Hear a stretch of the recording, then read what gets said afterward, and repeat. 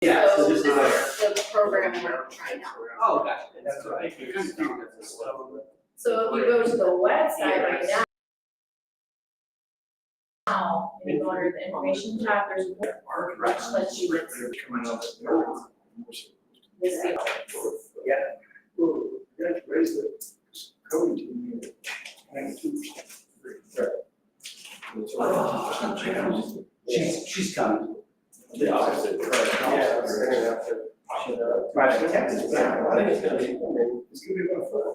Yeah, that should make the transitions better. Just the policy advisory. No, these were 2 meetings ago. I don't think that. I'll go over it. There's not very much in there for us. That's it. Have to be. Guaranteed. If they did, they just said.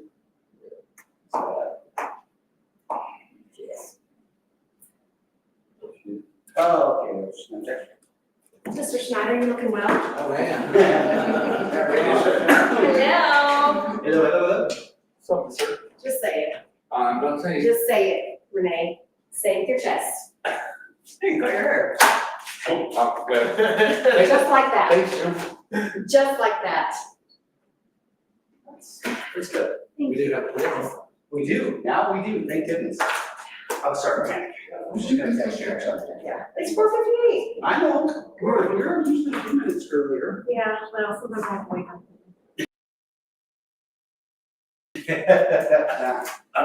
That actually, I didn't say your names. Here's a pen. Oh, thank you, sir. That's your, remember that packet that you didn't get me now? That's it? That's it right there. Did it come back to you? She gave it back to me. What? So they have to put it in another box. What is that? Or you? This is idea of the application for budget. So is this right here, this This stuff says here? it's Parkland Essential. Mhm. Well, Well, I looked it up. yes, so- I didn't send it. Okay. What's this one? It's the idea of the. Oh, okay, okay. Great, great. I got a packet too. I'm sorry? No, I mean, This is a packet from the IDB. There is a package in there? I don't think it has financials on it. She did send one? Hi, Jay. How are you? Good to see you. Happy summer. Yeah, well, I'm more of a happy fall. There you go. Yeah, I'm ready. Pull that out, that's pretty good. So we're gonna see. Other projects.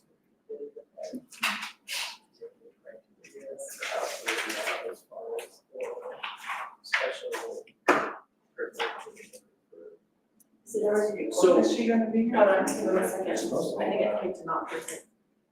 So let me, tell me, she can, how do we? I did. In this. How will it change? And if they have comments or questions. So we have to figure that out because I can mute everybody, but then I'm still gonna just work. Yeah. So, but there's like a Q&A thing over here, so you can tell them to put it in the chat. But we're thinking about doing like an email, just telling them to email their questions to like an email address and like ahead of time. Well, in the policy service I'm not sure, doesn't. we can look at policy. Yeah, it's actually right here. I think they have to be available during the time of the meeting, right? For questions, For questions. like reserve a time on the agenda. Well, right now, we always have a public comment That section. must be when it is. Yeah, so that's where that's part of the policy. That's where they would have to put that. So, yeah, it has to be live, it can't really be, For the questions. yeah, for the questions. There is a chat on there, Okay. so they can do that, and it'll give us a little icon whenever they do it. So how does that change as far as public comment? Are you saying now that people can just ask questions as we go through the meeting? No, only during public, it doesn't change our agenda, but it changes how we accept public comment. Okay. Public comment here or. Right, but it happens at this time. Only when the public comment. That can be pretty chaotic. Yes, yeah, no, we won't have to set it up. And limited time on the agenda. Right. Yeah. All right, well, I have 5:01. So we can go ahead and call to order.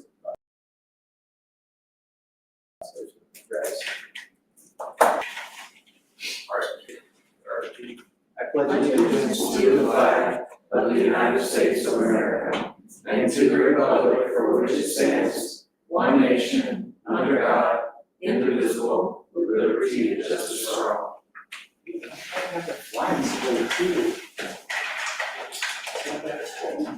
No? That's wrong? No, it's me, that's good. It's actually me. Oh, okay. I just did not used to do that. All right. Mr. Little, is there anything on the agenda that we need to move around? I heard you guys talking about the idea. We talked about moving the IDB application up, but she is not here, so. Okay. I guess we'll say what. Leave it as is. Is there anything else on the agenda we need to move around? No, sir. All right. You may have any questions over the agenda. If not, we need a motion to approve it. It is. Motion? All in favor? All right, next item is our minutes. Sorry. The only thing I saw, of course I wasn't here, but I already called Carolina about it. It said members present, it had my name, members called order, it said I was not there. I was a little confused by that too. Yeah. And that's why we were trying to figure out when it came to you not knowing about the ninth. In my mind, you were there. I was like, Renee and I, we both were like, she's there. Oh, yeah. No, I don't think you can't. You were for a whole day and a half. Right, that makes sense now. You were here and you forgot. That was when you were. I mean, my memory is bad. bad. Sorry, that's Made it possible, easier. I really wasn't. We're like, she's right there, that's all. I have at least 120 people to verify that I was. Fine. But that is all I saw. Are they your friends? Some of them, More or less than. More or less. everybody I was likes just them. trying to judge character, whether or not they should be believable. Okay, so we do need to amend those minutes because Ms. Art was not here. I did. Oh. I already did it. Oh, okay. I told her. She called. Okay.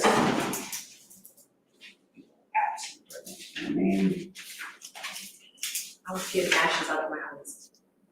Getting lashes. Ashes. Lashes. Anything else on the meeting minutes?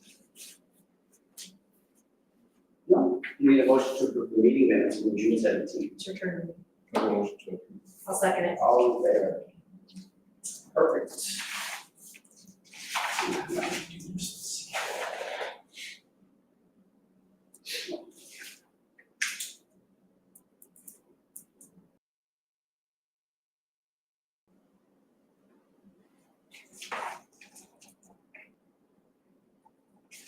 All right, item number 4 is public comments. I'm checking. And Hi, I miss you. Of course, can we turn Mr. Snyder's chat off? Yeah. Just I told him to test it, Oh, to see yeah. how the questions would work. So that's how they'll pop up? Yeah. Okay. Okay, so I do have a question though. Right. So Amy's supposed to live stream or Zoom in. Is she still gonna be able to comment or because we have a quorum in person? So I think it's. Oh, we can just use the chat. I see her. Oh, she's there. Hi, I'm sorry, I didn't know. You have to add line down at the bottom like that also? Well, you can. We're trying to figure out a new system, Ms. Crawford, sorry. No worries, I'm here. Okay, perfect. Wow, that is awesome. That is pretty good, except for Brian's a Snyder's little. looking a little goofy. Brian's a little. It's like you had a margarita. Yeah. All right. So we can add Crawford in attendance and Mr. Snyder in attendance.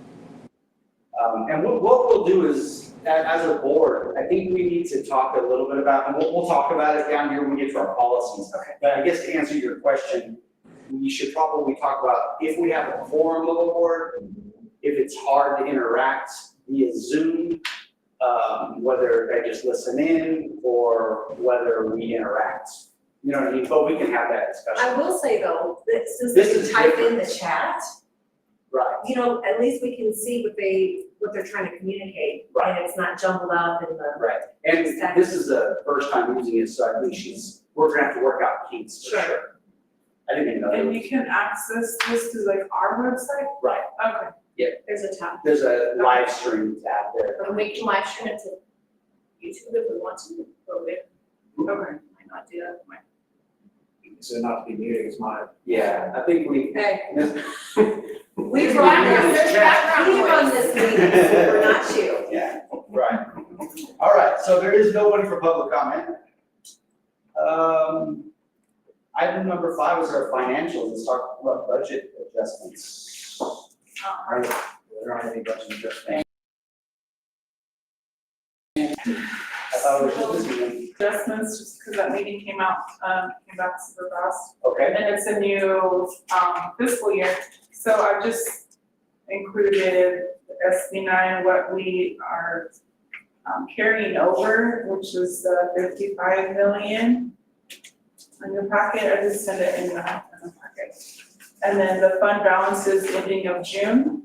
And so all those cash balances will what we have started for July 1. And then I attached the bank statements and. I'm sorry, Nicole, can you just say what you just said? I think I missed, so I have the status of the SB9. Yeah, because, so if you look at the status of the, we haven't received any money for July yet. I see. Because of the, yeah, Understood, okay. yeah, so that it's not zero, but the estimated cash balance or rolling over is 55 million. And so there's your expenses of what we did so far since the 8th. I don't have budgets in or anything like that. Okay. So, yeah, that is very generic. Yeah, that's, I think that's what we usually Yeah, know. and then the next page is the fund balances, and so that's the end of June, and that's what we'll start off with July. And then, after that is the July cash sweep, so we did get, a payout of 561,808, and then it's divided into those accounts. And then the bank statements, so I really don't have anything Awesome. else in here. That's the easiest one you're gonna have all year. Anybody have any, so there's no budget adjustments, but does anybody have any questions regarding the, status of the SB9 or the cash sweep? I do not. No. So, awesome. So we should probably take budget adjustments. Strike it out. Strike it, yeah. We should put it in the beginning, I apologize.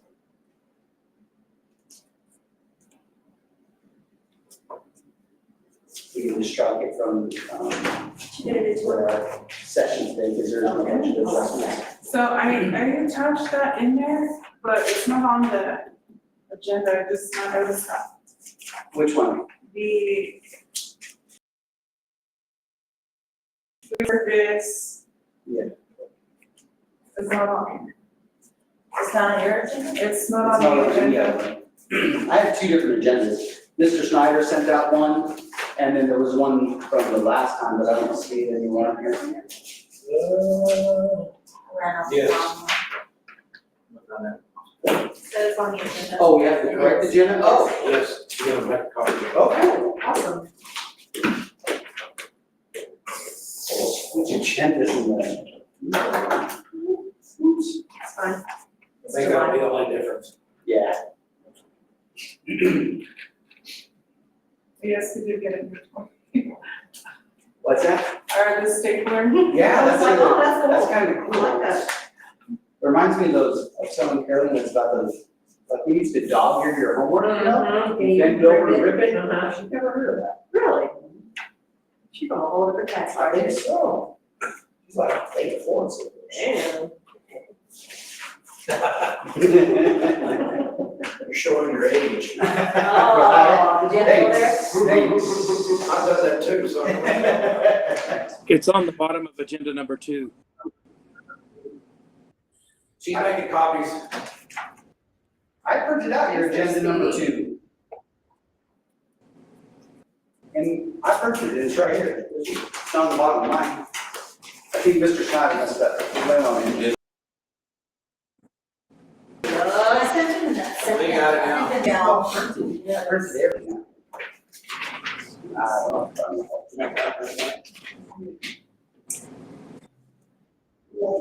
Thank No. you.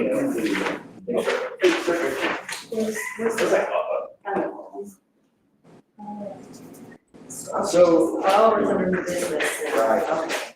so let's, yeah, so let's pause for a half a second and we can make an amendment to our minutes. And just note that we received the true agenda that does have 2 additional items on it, H and I. This was the agenda advertised, so. Yes, yeah, so we should be good there.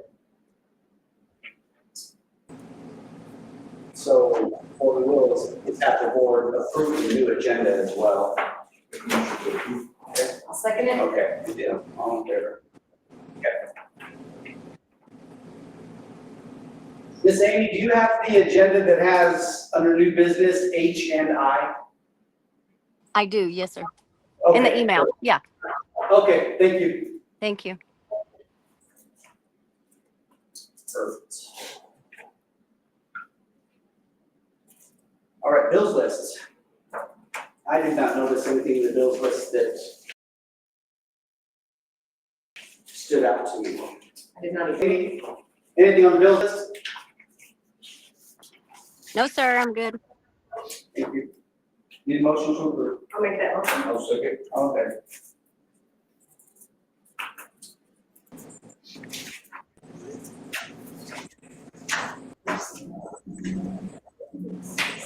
All right, and number 6, old business, updates on football south concession, field improvements, baseball concession, so on and so forth. There's a lot going There's a lot on of and more updates. being added to the list every day, it seems like. So we've got updates on some of the new stuff. I'll go ahead and link them and update you on where the construction is right now.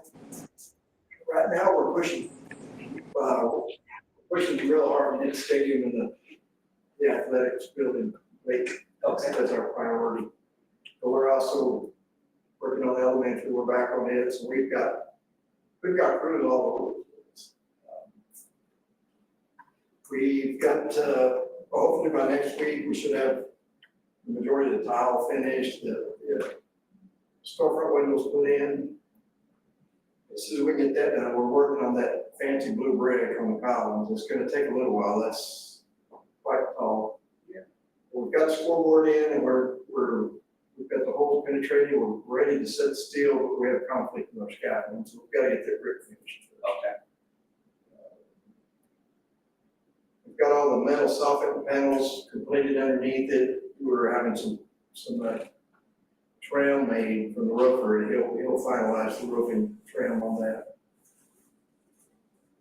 The stadium, we are currently laying cinder blocks. We went 7 days a week, trying to relieve some of the pressure through the deadline. We will have, hopefully we'll have that stadium where we can use it. The seats aren't gonna be in. There's just no way that our supplier dropped the ball on it. They're not manufactured. Nothing we can do. Okay, so what's that time frame as far as the seats? He told us they have them October 4th. Oh, Wow. October 4th. We released the submittal to them in January. And John, we have a installation date ready for July. I called him in June and so we're ready. Anyway, So we've been talking with the state official to see what he'll allow as far as having people in the stands, potentially without seats, which is concrete benches, essentially. If we have the rails and we have the ramps and we have everything else, is that still acceptable, or do we need to look at another alternative altogether? So right now, that's kind of the conversations. I don't know if you've heard anything yet from the state, but we believe that it can be safe by the first football game. it'll just be kind of like a Coliseum style But you can't sit on it. seating, it'd be concrete, Right. seats, yeah, instead of the nice built-in. I don't know if Ryan wants to comment on that or not, but he had shared with me that they weren't going to charge for those games until the bleachers were correct. Yes. Right. And so maybe we should consider, which I don't know what the cost would be. Do you know how you can purchase those little cushions that say Galvanic on? Yeah. They're relatively inexpensive in comparison to like the chairs. Sure. Maybe we could just purchase and give those out. Well, those can still be used on the chairs, you know, because the chairs are gonna be plastic. Right. So you Right. can potentially still join those games. use the stadium. Right, that's the first thing, is just to make sure what's the chances of them saying that we're not allowed to use the stadium? It's in the state's hands. I really lean towards that they will, because I used to be the president of our sheriff's posse. And we have the same setup there, and we have half the chairs and half of it's that, and we've never had any issues with people sitting on concrete. But then again, being in a facility it's in the state's hands. I think a lot of it's gonna be the fencing, the railing, and the accessibility to make sure that people aren't gonna be able to fall off the edge of any part of the stand, and make sure that a wheelchair can still get up to be on the platform, Right. so. And we do have a visitors section that we can, just overrun if we have to. Yeah, because we did talk about, well, do we want to look at getting another set of bleachers to put on either side of the visitors and try to just use that area, but it seems like we've got a few working solutions, and it sounds like maybe by the last game, everything could be completely installed and ready to be used, seats and everything. So for the Eunice game, you could have, you know, the largest attendance and a finished stadium. Sounds like the screen is possibly gonna be ready by the first football game. It'll just be working it, and if we don't have, the press box is not gonna be complete, because some of that steel is still being manufactured, so. But we still have our old press box. Yeah, well, no, the press box is Yeah, gone. the press box is gone. Yeah, so it's gonna be trying to figure out how we work the new screen without the new press box, and so there's some things that are still being worked out, so it'll be a learning phase for We sure. originally intended on using the steel when we disassembled the old press box, but a lot of it was welded-up connections, and it's more trouble to try to. Had to be cut apart and- instead of unbolted. It really messes with the integrity of the steel, so after we looked at it, after we got it down, we talked to everybody and elected that it'd be better just to put a new steel package in. So Okay. we had to order that, and it's 4 weeks out, still. Who's the company that's doing the chairs, the seating? Northbound? We never dealt with them before. Doesn't seem familiar. You know, do you I know? don't think so, no. Yeah, that's very frustrating and doesn't sit well. Where are they out of, just out of curiosity? Do you think they would bother sending any of their leadership down to explain to us why? We don't, I mean, unfortunately, in the past, we've had similar instances with companies that have done just this, not with you all, but in our initial efforts to build. Well, I can testify that I've used Norcron a lot when I was in business, and I never had this much trouble with them. I don't know if they changed employees, I don't know. It's the same one that supplying the scoreboard, and we've had a lot of issues with that, but we do have the scoreboard, and we have half the steel, the rest of it's coming in. Yeah. Well, They delivered Friday, I wouldn't hear. it wouldn't hurt to ask them if they had some cushions too. Right? Right, Maybe yeah, we want to supply I'd like to speak, if we can speak to them, have somebody, or a representative come down here and have to explain to us why the January discussion with the July date, and now we're October. We have all the documentation. Right. I mean, yeah, it's, we're not suggesting it's y'all, but. This is a sample a year ago or so, something like that. I don't know if it was fell through the crack, I really Right. don't know what happened, but it was a major move. Yeah, it sounds like it. Well, Mr. Little, and you can pass on to Mr. Yes. Oh, he's trying to talk to us, I guess. Yeah, Mr. Snyder muted. We have the silence. Lasco's furnishing them. He's trying to say you're gonna buy the sheets. I think you can talk now, Mr. Schneider. It's nice having It's kind of nice having him after, yeah. Can you hear us, Mr. Schneider? haven't heard him talk at all. He's not muted. You might not be able to hear us. Mr. Snyder, can you hear us? He's talking now. Oh, yes. We are in the process of trying to get her. Okay, all right, well, I will make a note of that. yeah, if we could maybe talk to their leadership and say, hey, what's going on? That's it, I mean, it may not be their biggest job ever, but it's You said still it's a a big big job. job. Yeah, it's a big job. It's a big job. Am I muted? There you are, you're back. There you are. Can you hear us? Yes. Okay, good deal. So we're just speaking with Mr. Little, and he's gonna pass you some notes and see if we can have, Norcom,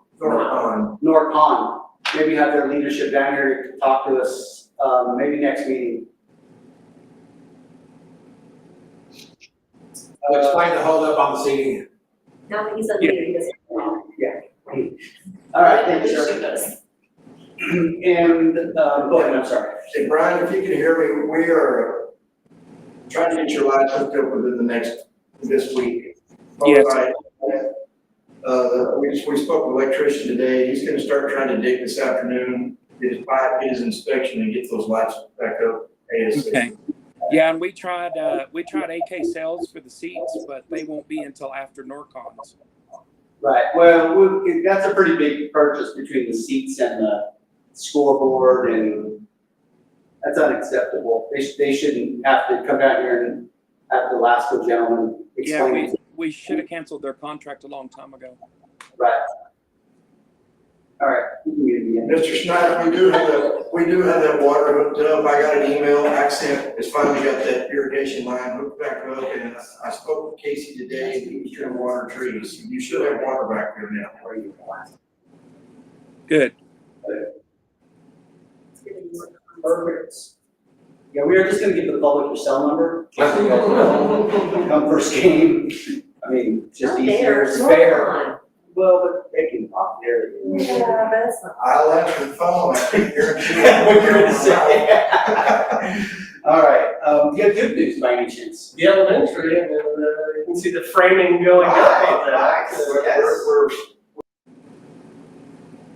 We got our steel, we're moving back to the varsity locker room, texture that tomorrow, we'll paint, that'll be relatively fast to put back. Spoke with our carpet supplier, he has the carpet, we got the ceiling guy today, told him it's ready, so that's gonna be a quick put back. Nice. The elevator shaft on the elementary addition's almost done. It's kind of, you can't see it here, but it's on the back side. And once that gets done, they'll be able to finish some of the steel going around the elevator shaft on the back side. So, Yeah, that's pretty cool watching that go up. It Yeah. starts to go up fast. yeah, for sure. What else? The junior high, looks like you can actually see where the levels are gonna be now. You can see when you come out of the existing junior high, you're kind of on that upper platform, and then there'll be the stairs that drop you down to the level of the junior high gymnasium, so you kind of get a feel of how large that building's gonna be. I've been gone for a couple weeks, is our lazy river done? The big hole. Yeah, it's full now, so yeah, the building pad is set, so you can see, the extent of where the junior high buildings. We're waiting on rebar. We actually could be excavating the ditches, but the way we get a rainstorm around here, we're waiting on rebar, we don't want a bunch of open ditches and have another rainstorm, take them back out. Right. We'd rather have our rebar on site before we start digging. Baseball. Basically, 3 or 4 inch steel pipe right in the middle of the footing. It's an old field pipe, we don't know what it is, kind of the same scenario we had on the elementary, right? You put it out, nobody's claiming it. One of your assistant coaches said he knows who the line belongs to. It was a little pastor or something, they're out of business, but anyway, I spoke to JD Norby, he said there's a company, we don't know if it's hot, and there's no way I'm gonna go stick it. So we're gonna try to find a company to come over and get it tested. We can Okay. We're kind of at a standstill with that. I tell you what, every time we stick a bucket in the ground, there's more pipes in this ground over here than I have. We started excavating right here for the transfer of the concession. Hit another steel line, but it was dormant.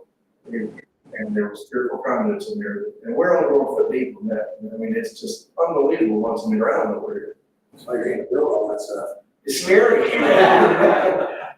My gosh. I told the backdoor operator, I said, because he said, you know, our 811 calls, I said, properties. So we're gonna wait for 811 clear. I said, they're not coming in here, and you're only going a foot deep. And about 5 minutes after we drove off, it's still lines, like, I'll be back. But we found a dipple on the end, and we unscrewed it on the end. That's fine. I thought if I could start, what about the maintenance? Are you? Bus barn is under design right now, and so we'll be putting it out, it should start construction around January. So right now, we're just putting together the construction documents to put it out for bid, and that goes for the bus barn and for the storage building across the street.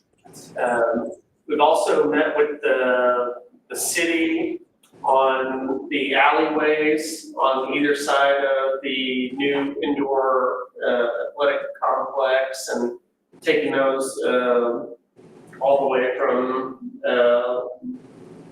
Utah all the way past Chester Street. What's the road that ends into? Anyways, Merriman, yeah. So taking those alleyways, we were showing those improvements, but they also want to make sure that we're replacing some of the sewer lines or making sure we're coordinating some of the gas lines that might be there. So RJ, did you get Stantec's information? Yes, yeah, we have Ray from Stantec, and so they say they'll maintain the alleyways that we're showing as long as they meet city specs. So we're gonna make sure that all the improvements that we do down that drainage alley meets the city specifications, so that once we complete those improvements, they'll take over maintenance of those alleyways as well. So we've sent that to their engineer and to the city, and the indoor facility is actually out for bid right now. So we'll receive bids in September on the new indoor facility. So then you'll have a little bit better idea of where we're at with that. I think our last estimate was about 28 million. That includes the alleyways and when we raised it up for all of the water circulation around it. So let's see if I can make this work here. All right, auditorium renovation. There's still a few things in there, but it's usable, and we've got a punch list. And we've got a few items that need to be replaced. Some maybe the colors of the carpet or some of the drapes that were put in at the end need to be adjusted. But for the most part, we're 99% complete. At least the auditorium. We've got outstanding landscaping that we're going to be talking about tonight, but for the most part, it's usable parking lot, 99% complete. The athletic and concession, it's not as easy to see, but I've kind of added a little bit of color here because it's going to be working through showing December. Hopefully it'll be earlier and be able to be fully usable by that October Eunice game, but that is pushing a little bit. We're looking at the security vestibule out here. They've been doing more investigations. That's why you can see the lift out there, and so they're getting ready to do that. I don't know if it's going to be possible in the next month. I think we have all the materials for that, and it's just finding a good time to get it done and block the entry to the admin. Baseball restroom edition, we talked a little bit about that. Shooting for December, that might push out based on that line that they found. Elementary edition showing 6/1/2025, same with junior high edition. And then finish in December 2025, the storage building, December 2025. And then Mr. Snyder's kind of covering up some of the indoor athletic facility schedule, but that would be more into 2026. Yeah, 2026, so, assuming that gets kicked off in September, once we receive bids and we actually get that going, hopefully we'll be able to wrap up some of the other athletic field work once that starts. Hopefully we'll have our seats in by then. There you go, yeah, for sure. No pressure. Somewhere to sit would be nice. There's the current status of, I think that's the women's restroom, so really just needing the toilet partitions, I think the water, electricity, a lot of that's already there, it's just getting it finished up. And so you can see this should be ready by the time football season starts. You'll have, quadrupled the facilities that you used to have. That'll be nice. Yeah, it should be really nice. Same thing here. You can see just there, this was actually already started doing blue brick, and they've got blue brick going up to about 8 foot or so, but that blue brick is gonna go all the way up to the column, so, or all the way up to that metal cap there. And then what you see here, this will be all infill with that 40-foot jumbotron in the middle there. And so they've got that on site, ready to be installed. They've just got to install the columns that support it down here, and they can't do that until they finish the brick. So it's got to be the brick, and then the columns, and then the jumbotron. But they think that'll be ready for the first game. What's the facing, the flat facing, not the columns, but what's gonna be the material on the front face there? I believe this is brick as well. Yeah, it'll be brick as well. And then I think you'll have on the bottom of the scoreboard, there's some area where you can put like sponsors and stuff like that. But you'll have, I believe you'll have some sponsors, some of the scores, and then the big screen here as well. Then at the top, there's a large Zeta Jowl logo, I believe, that would go at the top of this. Okay. Then you can see here, so on the right's the concession, on the left is the restrooms. Change this from being a breezeway to be an air-conditioned area since it serves the indoor. So we will be getting glass on both sides, and it'll be fully conditioned. So while you're waiting for your nachos, you'll actually be able to see out the window. You'll be in a nice, 68-degree concession area. Look out, watch the game, see everybody in the stands, and the space is actually, it's a little larger than this. Might be almost twice this size. It's pretty good size between there, where you can have tables and. So what I'm hearing is there will be VIP seating for the school board members. There will be, yeah. If you want to be right there with the people waiting in line. I'm sorry, it's taking a long time for my hot tub to get ready. You can stand like this. You can see here. So we're enclosing 3/4 of the new concrete stands for storage. So there'll be large doors where you can store all your track gear and such underneath that. There's a concrete slab, and then surrounding that will be the same blue brick, and then the same design that's on the aquatic center and that's on the bottom of the concession. So it'll kind of tie the back of the bleachers with the new concession, with the aquatic, so the whole campus is kind of coming together.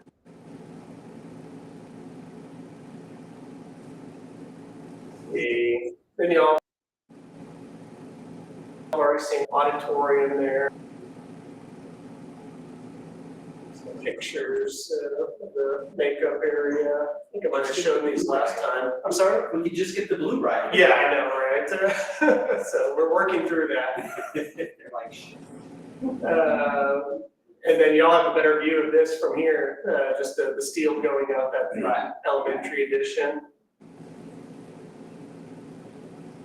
And then that's the pad for the junior high. So you can see this is where the testing center would be, and then you'd have an area that goes into the lobby of the existing junior high gymnasium.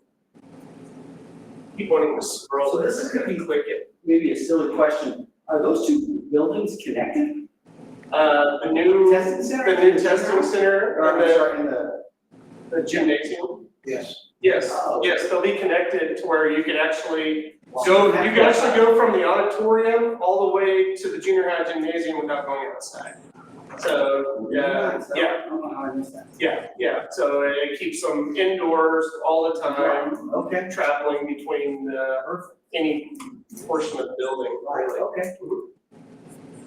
Okay, and that's the hole that they're building, and I don't know, is that the line actually, right there? That's that line of where we're trying to put the new baseball concession restroom, pad. So, you can see they dug the hole, they're getting ready for concrete and building up the pad, but you run into a line, yeah, better to be safe than sorry. Well, the city told me, just turn a water hose on it and stick a drill in it, and I was like, not me. I don't know that. Yeah, the old folks at the city. All right, so we've got a few change orders currently on the agenda. The first one is artificial turf landscaping at the softball field parking. And when I first saw this price, I thought, wow, that's a lot for, parking island, but it's actually a big area of landscaping that we were looking at either here. Since we started, showing that as part of the design, we've started saying, okay, no more irrigation and plants across the campus. We want to do all artificial turf. Right. So I've got markups that kind of show where that would go and how much it is in the following slides. And then the next one, change order 2 for the athletics. We've added the demolition of the house just south of the new indoor athletic fields right off of Chester Street. I've got that location shown in a couple of slides. I've also added a parking lot in between the basketball stadium and Brian's house, I guess. The gymnasium, the main gymnasium and Brian's house. Our entrance into the football field. Yes, yeah, the entrance to the football field. I'll show you what we were showing previously and then what we've added so you can tell the difference. So you did away with the street and turn that into a parking lot? Well, we're trying to make it feel more like a parking lot versus just kind of right now, it's kind of willy-nilly. It feels like it's part of the street, part of the alley, part of going into the football field. So we're trying to clean it up and make it more navigatable, I guess. So this stuff you're going over now is under new business A and B. Yes. Just real quick, this might be something for Brian to answer, but the change order for the football field on the agenda is 422. We got 438 there, so just to clarify that.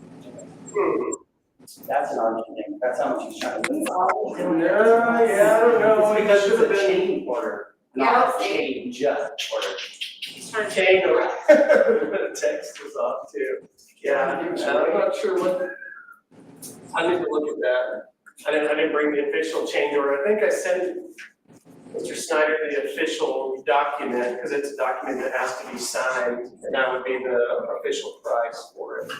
And then the last one is the Honeywell controls. We added it to the auditorium and the elementary, and for some reason at the time, we thought we'd also added it to the athletics, but it didn't make it into it. So getting When you all. say the field house, you mean since it's now gonna be. Yes, the concession, restroom, locker rooms, all of that, and then you've got the couple ticket booths and stuff like that. It's just connecting all of that where you have the smart controls at all those facilities. Okay.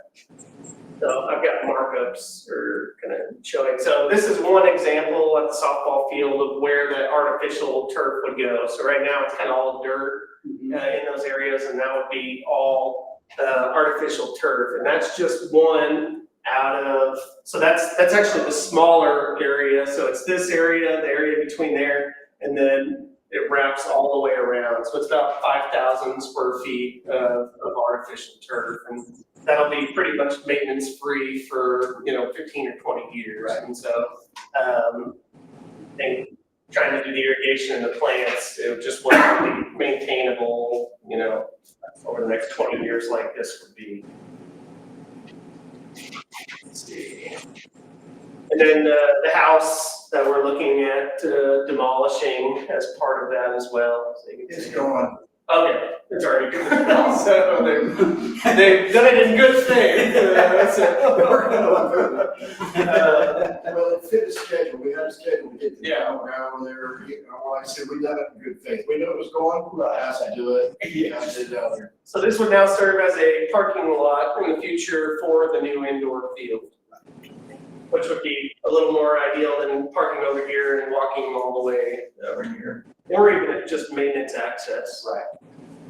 And then, lastly, the parking that we talked about, you can see, yeah, right now, the street just kind of runs and dead ends into Right. the football stadium, and it's kind of like, well, there's parking here, there's parking here, but it feels like just right off of a street, so, and there's weird drainage things happening in the first place as well, where we get some ponding here, it starts to erode the asphalt. So one thing we wanted to look at doing is cleaning it up. So we were trying to collect the water a little bit better over here, and we were showing to turn people down into the alley instead of allowing them just to maybe leave park straight at the new stands. But we were not showing improvements happening over here. We weren't showing any happening in front of the ticket booth. Yeah, where that is. What's that? Is it off? Snyder forgets it's on camera. Okay, this is the new ticket booth, so we were connecting to just a little sidewalk and putting it right in front of a 5-foot sidewalk, which if you're gonna have a line going to the ticket booth, is not ideal. So, let's see. We added quite a few improvements, trying to improve, pulling out this area to where you remove the parking here and then add pavers in front of the ticket booth to give you really kind of a nice approach. Your new gate is being relocated from over here to right next to the ticket booth, so you'll be able to get your tickets and then go through the main entry gates to the stadium. And then you're also now in between the gym and the bleachers, you're gonna have this nice area, it's kind of like a courtyard with pavers. And so you'll be welcomed into this area that's more inviting and feels more like, okay, I walked inside the stadium, and then you'll be able to enter through the middle of the bleachers from that common space where you can access the restrooms at the gym if you still want to do that. And you can have booster club booths and stuff out there for selling different things. But anyways, we've improved some of the circulation and some of the handicap access to where you'll be able to just they'll be able to park right here close to the ticket booth, come up the ramp, and have direct handicap access right up into the stands, new ramps to the bleachers. We've also added, we've got these little black things are bollards. So you'd have bollards here, and you'd have bollards right in front of the gym to where it keep cars from being able to get close to pedestrians. So just giving these areas a little bit nicer feel and introducing some of the pavers that you're gonna see at the new football field would also be right in front of the entry to the gym. And so kind of starting to tie together some of those new elements into some of the existing, but this would just be a more refined curb and gutter and parking area. And we're looking at doing artificial turf in these areas as well. So I'd kind of just clean it up and make it seem more like it's not just a dead end that wasn't really thought of, but an actual curb that'll redirect water and that'll allow for better circulation with the cars, I think. So yeah, the big price of kind of adding a lot of that is what is also a part of that change. And I will give the board permission to move my fence. Oh, will you? How sweet. I bet you if we just asked Lasco to do it off-label, they would just go knock it down for us. That's what they got working for me, right? I want to say that might be. Mr. Snyder, did you by any chance, Do you know whether this change order improvement was 422? 433 is what it should be. Is that what you had listed on the previous map? Okay, it should be 433. 433 or 438? 433, I believe, yes. It's listed at 422. Yeah, but I don't know how. so on the Or- slide, it's 38. Yeah, let me make sure. Oh, it is. No, it's 438. I'm looking. She's showing me right now. They Okay. got- Yeah, that's the official change order that would need to be signed. 438. Right. 438, 888. Yes, sir.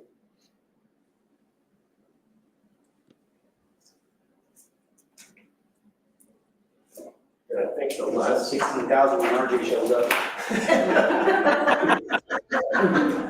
I know, mine was a better deal. I can only do what I'm directed. Hey, that airs.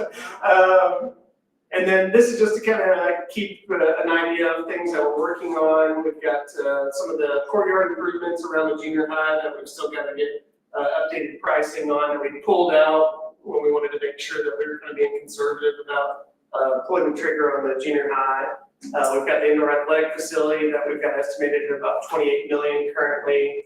We've got an elementary playground that we're trying to level off and add artificial turf where they can play soccer and football a little easier out there, throw frisbees and such. Auditorium steps replacement, getting rid of some of the steps, replacing the steps, and hopefully leveling a lot of that out to get rid of railing and kind of some of the weird things happening between the high school and the auditorium on the outside. And then the storage building and parking across from the admin.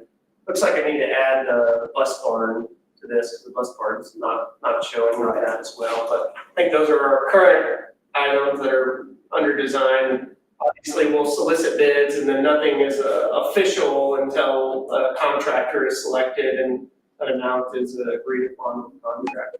That parking lot, is that gonna be through, or possibly funded through some of the state stuff? Yes. We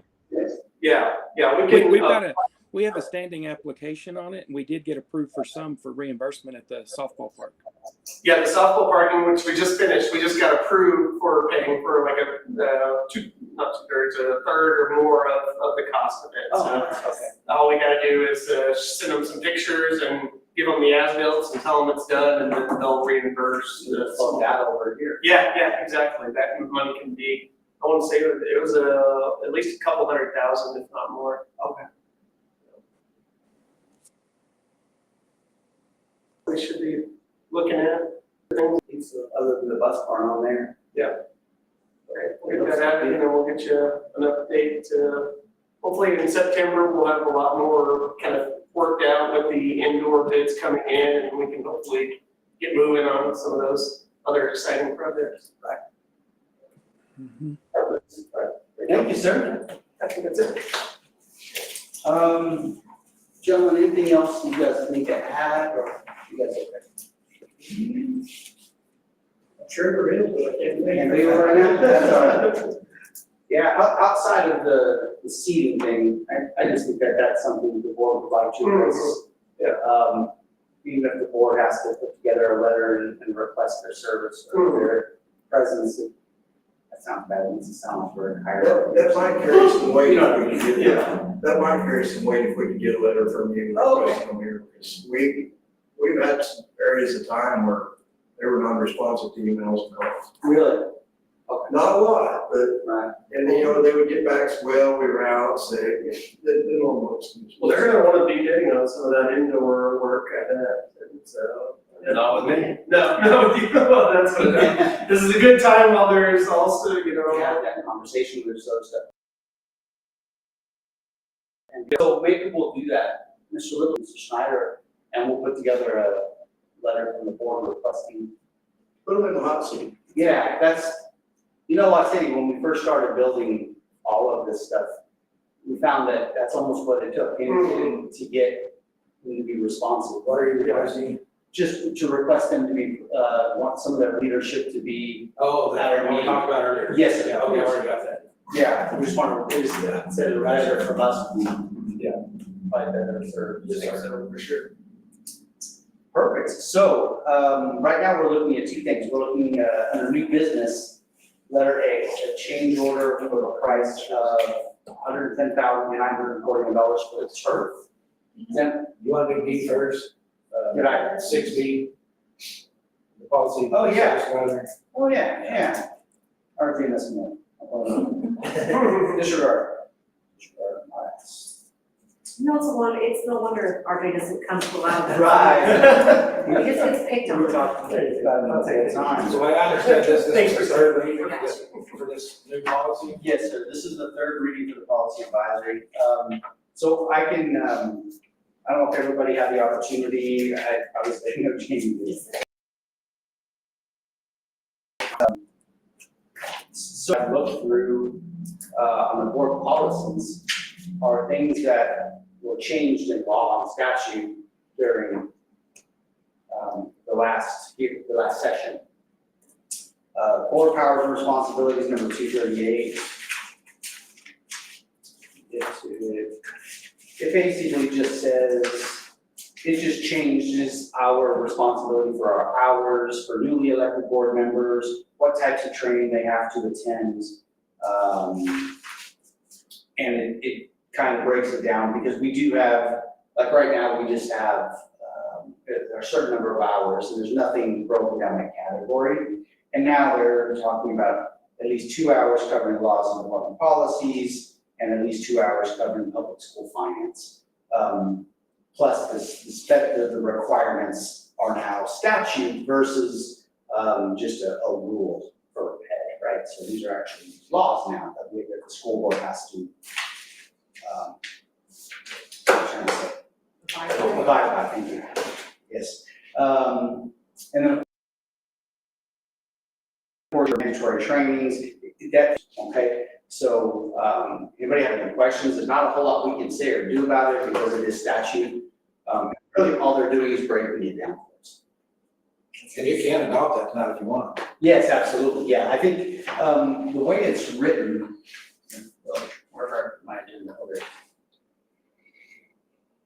It looks like we can just adopt them all at once because they're not listed individually. So I'll just work through each one that we'll list to either adopt or. So the first one was 238. Yeah, that was 238. School board meetings, so this is where it starts to get into all the technological parts. 239 just gives us new rules that we have to stream our meetings. They have to have access to, the public has to have access on our website, has to have links. They have to be able to hold comments or allow public submission of comments through our whatever platform we're using. Of course, it doesn't change, it is still during public comment, that's still the only time they can do that. But what this says is that this is just another statute listed by the state of what our requirement is under board regulations, I believe. Any questions on 239? No, sir. 240 is our executive sessions. So as we know right now, I'm sorry. Oh, sorry. There's medication. Yeah, I missed my notes. So the biggest, this is just about executive sessions, and the requirements that allow you to go into a closed executive meeting, the exceptions under the OMA. Anything changed? The only thing that changes the wording for collective bargaining. So we're not part of a collective bargaining district. We don't have, we're a non-union district. So really we could, I mean, at some point we could have it, but it just says bargaining strategy, preliminary collective bargaining negotiations between board and bargaining unit represent the employee of the district collective bargaining sessions at which the board and representative of the collective bargaining unit are present. So in other words, if we were negotiating. And then of course, anything, they did change the attorney-client privilege, that even if it's threatened, we can go into executive session for that. Before, technically, it had to be litigated, it had to be put out to us before we can go into like a true file. But now if it's even ready, we can talk about that in executive session. That's policy 240. Anybody have any questions over 240? Notification of board meetings is 241. And this basically just is related to 239, which is live streaming. Yep, it basically everything, all our notifications that are on our website have a link, right? We talked about that. Have to have a link that they can click on and watch live through the notification. 242, agenda and preparation and dissemination. Again, this is related to policy 239 that just says in order that our agenda now has to be placed online with access to 243 is our minutes. This basically is they're saying a copy of any on the district's website within 1 week of the meeting's conclusion and shall be publicly available for at least 3 years following the date of the meeting unless state records retention schedule applies otherwise. That's just new wording. We've always,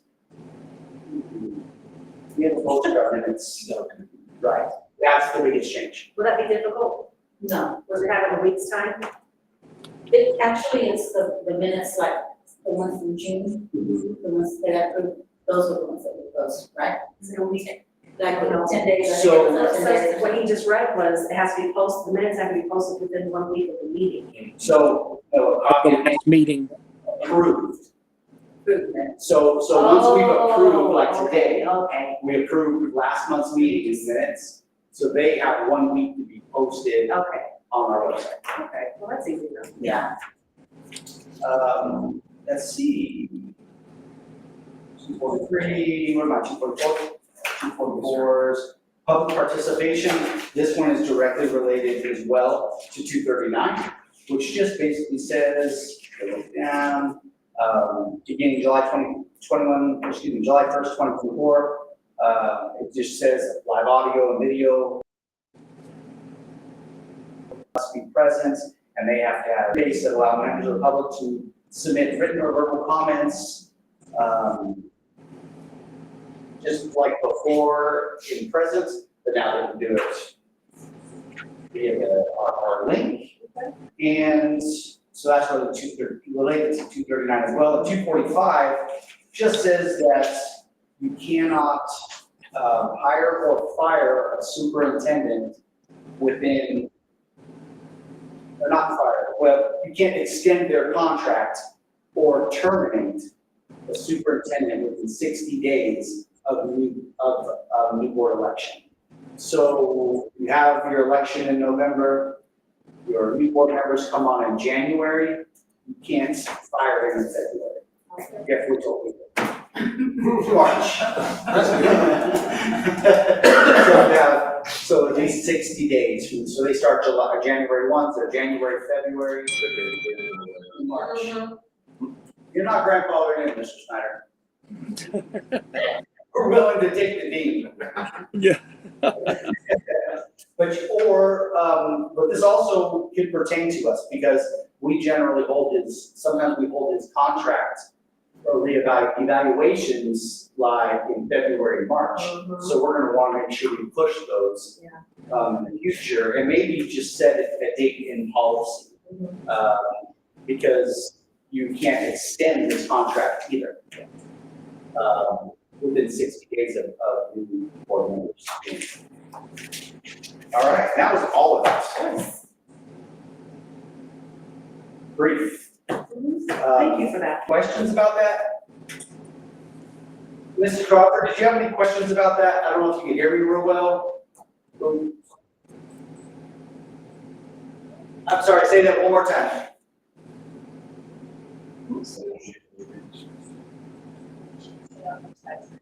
She said, everything sounds great, and I love you all. She's muted. Yeah, well, it doesn't look like it on our end. We're trying to read your lips. Check- Speak real check slowly. yours. Better? There you are. Okay, good, good, good. Yeah, I was muted from your end and then it went away and then my end and anyway, sorry. Yes, I can hear you just fine and I don't have any questions. I'm good with all of them. Perfect, thank you, ma'am. So, that being said, if we don't have any questions or discussions regarding policy service advisories, 238 to 245 is the revision, we can adopt those policies. I'll make that motion. Yes, so all in favor? Perfect.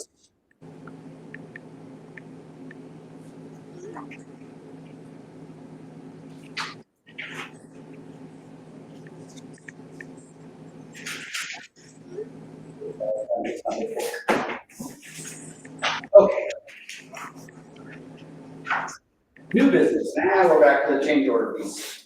So, letter A, change order for the softball field parking, as RJ explained. This is for just the turf, the whole parking lot, for $941. Questions or further discussion? Okay, we need a motion to approve that $110,000. I'll make a motion to approve. Second. All in favor? Letter B, change order for the football stadium improvements. We amended the amounts to $438,808. That was obviously several improvements, not just one. Yes. $438,888. That was for multiple changes. Does anybody have any questions about that? No, if not, we need a motion to approve 438,888. I'll make that. All in favor? All right, well, here we go, and thank you guys, yeah, appreciate you, here we go. Thank you. Thank you. Go ahead and knock his fence down, do that. Let's do it. Good faith. And just wait till I tell you what I got wrong. Go ahead, read it.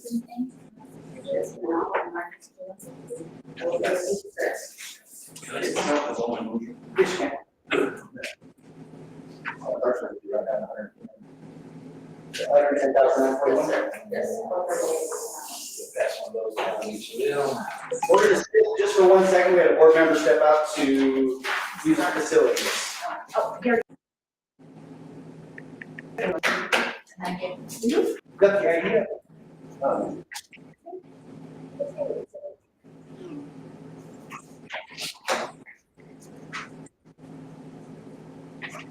So, Mr. Little, is there supposed to be somebody here to represent this? There is, but I can go ahead and go over it. She sent this documentation, so I can go ahead and go over it, we can approve it now. I can take it to you. Yeah, that's fine, we'll just wait till, Mr. Shabbat is back. Yes, she was here at the last meeting, so Mr. Little said he has done that so many times that he knows about the IDEAB application. Right. Perfect. We'll give him a little leeway, he's pretty new. Yeah. I'm not even on contract yet. This is a good faith thing. Right. Yeah. Yeah, you just gave it to me. No, this new piece of this. Oh, that needs your signature. Oh. It's like, yes. All righty, Mr. Cervantes is back. Mr. Little, if you want to summarize this, that would be great. Basically, the IDMB application, there's two parts to it. There's one that's just a special ed side of it, and the other the preschool side of it. So if you look, I don't know all about this. Right, so you just gave it. Okay, so if you look at the top there on the IDMB part, which is the non-pre-K, not the non-preschool special education, this is all federal money. It's, you'll notice that she made a note there in the fourth paragraph, that last year job, your initial allocation of $149,097 for special entitlement. This year, JAL, $83, increase to $15,000. Now, if you look over here on Nicole's paper, you'll see that the second number there in red has $164,723. That's the new funding, and then the carryover from last year, flow through from last year was $287,000. So when you add that all together, the federal, or the money that runs through REC's. It's gonna be 452,192,000, and then she breaks it up, you'll see below that into different categories. As to where she's going to spend it, I'm not specifically aware of where that's going to be, but she does a pretty good job of that, so. Right. And then you'll see down here on the bottom part, the IDB for the preschool, or the IDB preschool, is $13,207 with carryover, and $11,801 for $25,000. And that really, man, that's really getting pretty low nowadays. I can watch pay for an aid, but anyways, that's what you're getting for your preschool stuff, okay? And this has to be approved every year, so if you don't mind, if you want to take your time and read through it, that's fine. That's your idea week. So, as Mr. Lewis said, this is a idea here in Lake Forty, every single year to break down federal monies. And most of the time, you can tell here, she's putting it towards, salaries. Yes, sir. Perfect. Anybody have any questions about the IDB? No?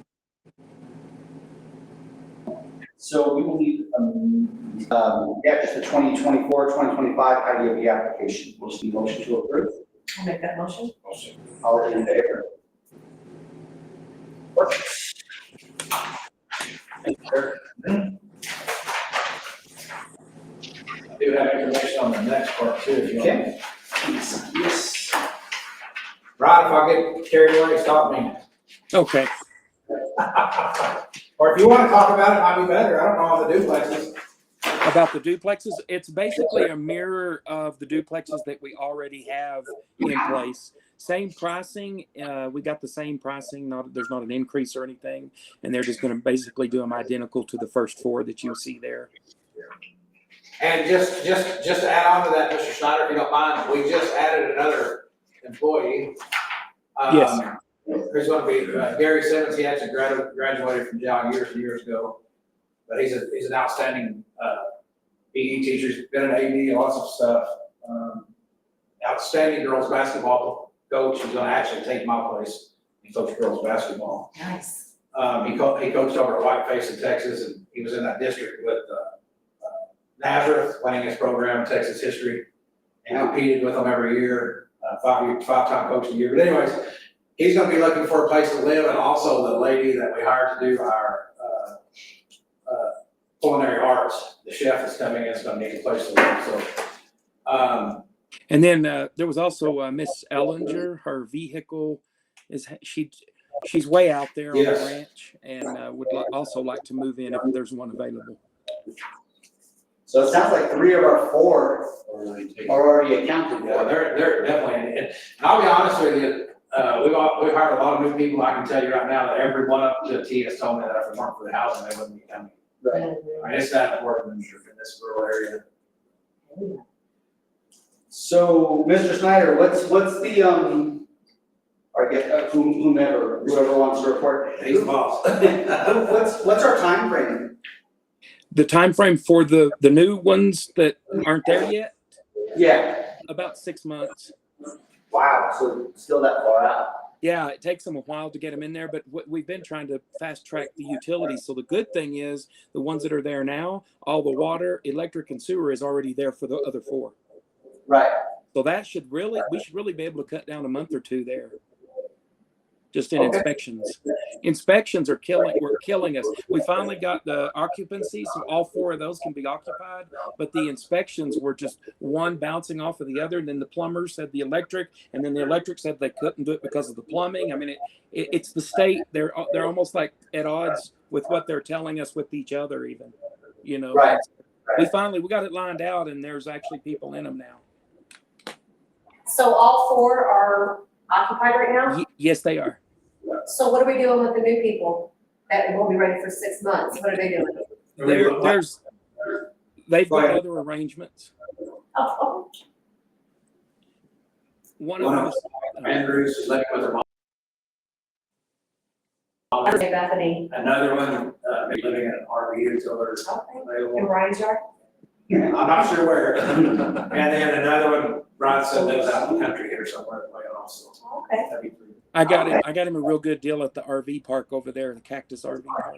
I love it. Yeah, that's over there. I have a connection over there.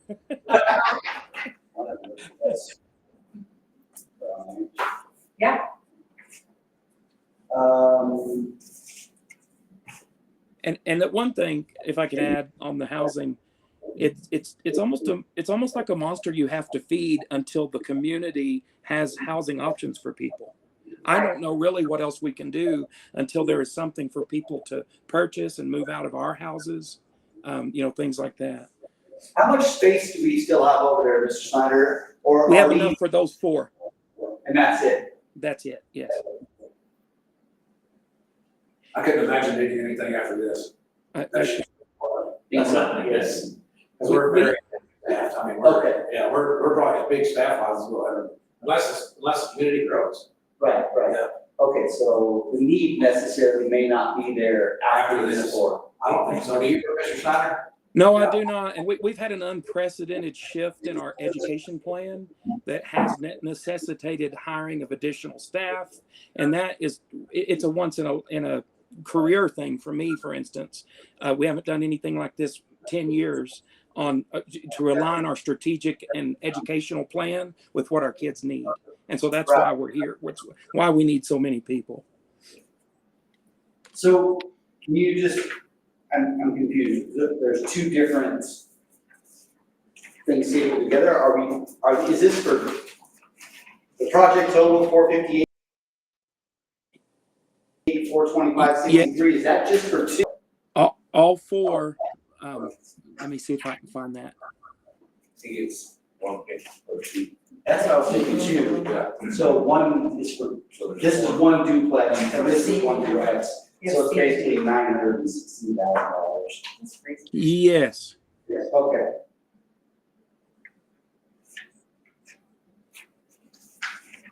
See, what we should do. My house for this one. Right, well, that's space rent, I mean. See, when on our next agendas, if we could, these totals need to be on the agenda. Just so. Yes, I didn't have them when that agenda went out. You'll forget. Yeah. No, I'm just kidding. Yeah, so if we could put those totals on the agenda because, it's required. Yes, I agree. Nothing else. That's the contract. Yeah, it's just the law. That's just the law. Break the law. All right, so let me wrap that up. Sorry, I gotta look at my calculator. You need it. I got 916-ish. 425, 26. I was $1 off. There you go. Wow. And 26 cents. And 26. Not bad, they're talking. I would have done it off of my prescription. Sometimes. Yeah, all right. It's called practicing medicine. There Practice on Snyder. Wow. All right, so it looks like our total for all 4 is gonna be $916,851.26. 916-ish. 916. Okay. Perfect. Anybody have any questions regarding this? Ms. Crawford, do you have any questions regarding this? Yeah, is that one of those issues where we should reach out for bids as opposed to just going with the same person? Or no? It's a CES contract. So I don't know. I mean, you could, but they wouldn't look like the other 4. Say that again, Mr. Snyder, it's a CES contract? It's a CES contract and you could, but they wouldn't look like the other 4. What do you mean they wouldn't look like the They- other 4? So they're Oh, you they're mean the probably- other houses? Okay, I got you. Yes, yes. I understand they wouldn't be identical to, what's there. CES does bid, I mean, they have to bid before they can CES contract. Right, and see, so when it's a CES facility, or excuse me, a CES organization, generally, we don't bid, you don't have to go out to RFP or bid, because they've already bid it through CES. So CES has already vetted the price. and it falls within their guidelines. I think the only way to go out to bid outside of CES would be go to RFP. Because it's greater than the $60,000 procurement. So generally, if we use a CES contract agency, we generally don't go out to RFP, or go out to bid. I mean, that's always something the board can entertain if it's wished. No. Just for clarification, I understand that they are already CES vetted. I'm just wondering, are we making them compete with anybody else Okay. or not? Yes, that's the CES process. They compete with other people during that process. So is there, Mr. Snyder, is there any other organizations within CES that do this kind of work? No, they're the only one. They're the only one. But In fact, CES assures us that Yeah, it's a yes. fair deal. Yes. They vet it, and they even have competitive bidding process whenever they vet the CES companies. So they ask for us. So I've done it before. So what we'll do when a new company comes in, they give us all the materials, and we look through bids from other companies. So we're part of the process that approves the company to be a CES vendor. You broke up just a little bit, Mr. Snyder, I apologize. I said we're part of the process that vets it for them to be a CES vendor. Right, but, so I guess, Mr. Crocker, what you're asking is, are they competitive with other services through CES? Right, but the answer is no, because he said they're the only ones. Yeah.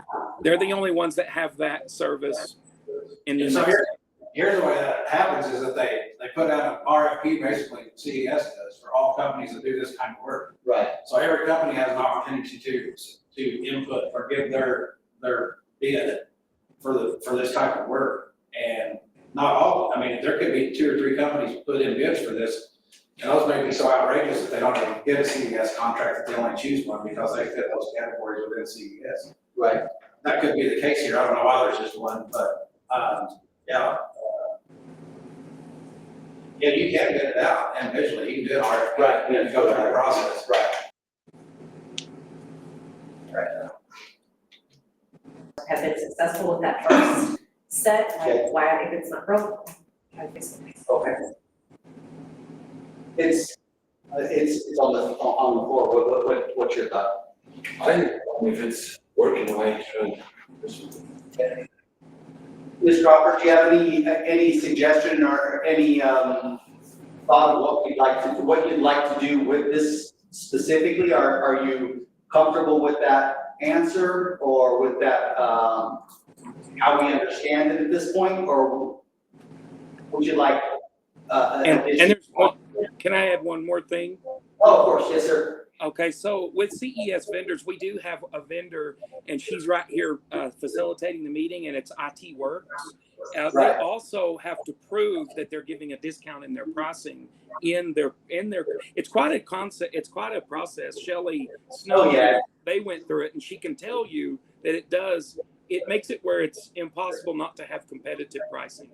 Yeah, they have to, when they apply to be part of the CES process, it's like a 40 or 50 man-hour process that you have to go through to filling out the paperwork and putting your bids and your information, your pricing, your costs, and the discounts because you're working through CES, those types of things. So I do know that piece, but I don't know of any other services that could be provided like HomeSpot provides. Yeah, and if there were multiple CES, I would call them. Okay. Yeah. That was my question. And no, that I'm comfortable with that answer. If they're the only ones, they're the only ones, and they are CES vetted and approved. So I'm when comfortable. I have looked at their price compared to other like mobile homes, and Yeah. they're competitive with other prices on the mobile homes. Because if we're just buying a mobile home, we don't have to go with anybody in particular, but it's usually like all the setup and all of the stuff that they do, like driveways and bricking and landscaping, all of the stuff they provide. Okay. Okay. Any additional discussion on, letter D? No, I'm good. We had initially said we weren't buying any more houses, but here we are. Yeah. Again. So what I really thought, honestly, I thought, and this is just my fault, I thought we had already approved the purchase of all 8. I did too. I thought we had done that some time ago. I was a little confused that they were on the agenda because I thought when we purchased these 4, that we had actually approved the purchase of 8. But, I thought just the opposite. I thought we approved the purchase of the 4 right, and we're gonna put the brakes on and see how it went. okay. But I don't know. Either way, I'm good with it either way. And we're moving forward, and if we're already out of 3 of the 4 and there's already a need, here we go. I mean, I guess as long as we can Yeah. afford it. Right, and I think hopefully from what Mr. Snyder and Mr. Little are telling us is we are now heavily staffed, more heavily staffed than we ever have been. Yeah. Yeah, So- as long as we can afford it We probably and won't it's get, working out. Yes. You know what I mean? Mhm. For the Right. staff members that are partaking and benefiting, and obviously our school is benefiting from having those caliber of teachers come in to see us. perfect. I agree with you, I agree. Can you hear me now? Yes, sir. Okay, well, on those, I believe that pricing is a lot higher than what it will cost. But if you approve that amount, I'll come back in and let you know what it was, because it's going to be a lot less than that. I believe that is for all 8 on that price.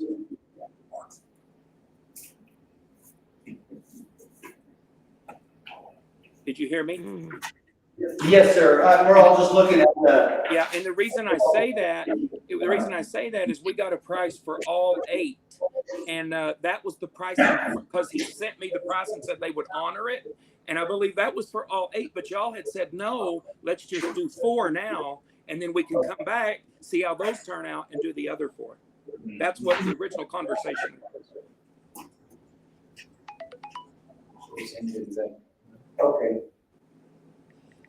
So, so I guess basically, sir, what you're suggesting is that this 916,850. Yes, that's the 4. 26 cents. Right, and you're suggesting that this price may be lower. Yes, You know what? I will have that corrected as an information item for you next time. 1.8 million. That is not right for all 4. I Yeah. I think that's a high price. What I'm saying is we're getting 8 total houses. Each house is about 120 something thousand. Does that make sense? I think You are correct, because it says type of home, modular, duplex, Yes. so a home would be 2. But I don't have that bid in front of me because I didn't put it in time. Yeah, see that's, because if this was for 8, that'd be basically 4 for $1 million. Modular duplex. I don't know. All That's- 8 are about $1 million. Yeah, see, that's right. Yeah, that's all 8. So it's really gonna be 450, possibly 450. About 450 to 470 is what it should be for 4 of them. So Mr. Snyder, I hate to do this, but tell me how this is gonna work, because obviously, Because you can approve it for a higher amount, just not a lower one.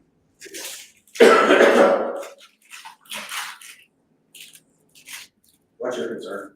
My thought is I'm just trying to figure out, if we approve to 916,851,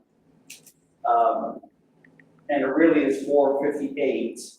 It is 458, like it's type of home is a modular duplex, a duplex is two. Right, two. So it says home price is $230,000, you double that, you get. So I have it from HomeSpot here. I got the information from him right now. The additional two, which is 4 houses, is $916,851.26. So we're buying 2 houses.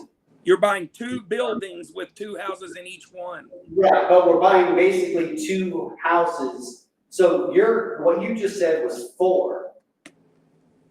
Yeah, you're buying 4. So the additional 2 buildings is 4 houses. It's $916,851.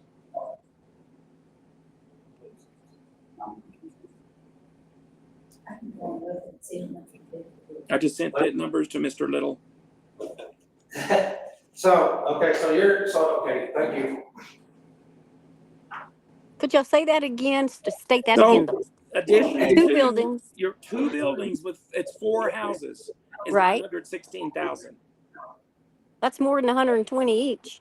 Yeah, but that's just the house itself, and then you have to add all of the landscaping and stuff, and all of the bricking, and all the additional driveways and site improvements, And that's in there. and that's That's in there. included. That's in Okay, that all right. total. Yeah, that's all in there. So the house, the 2 is actually 230,000, so when you add all this other stuff that they're putting in, the Yes. concrete, landscaping, that's when that price comes up to 458, so it's almost, all that crap's almost double. Yeah. Yeah, Okay. it is. So hold on now, when Mr. Snyder, when it talks about water line, sewer line, all of that additional stuff, that stuff is not going to be in this, right? Well, no, it will be, but what they were talking about is at the street, they've got all of them ready on the other side, that the city had to come in and do all of that.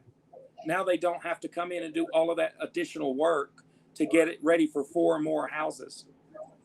I see. But now it's not HomeSpot. I'm talking about the city has it already just for time reasons, Right. Okay, so here's what you need, if they're gonna do it tonight, you need an approval for $916,851.26. Yes, that's down to the penny. And then if there are adjustments, you'll make those afterwards. Yes. Okay. Perfect. And Mr. Snyder, you'll be back in a couple of weeks just to follow up with that? Yes. Awesome, thank you, sir. Does anybody have any questions about the homes at this point? Not anymore. That's turnkey. Right, yeah. I will get you an update on them as we go every month. Perfect, thank you, sir. And ask him to hurry, please. Yes. So we don't have any further discussion. We need a motion to approve both duplexes for $916,851.26. All in favor? Perfect. Sorry about the confusion, guys.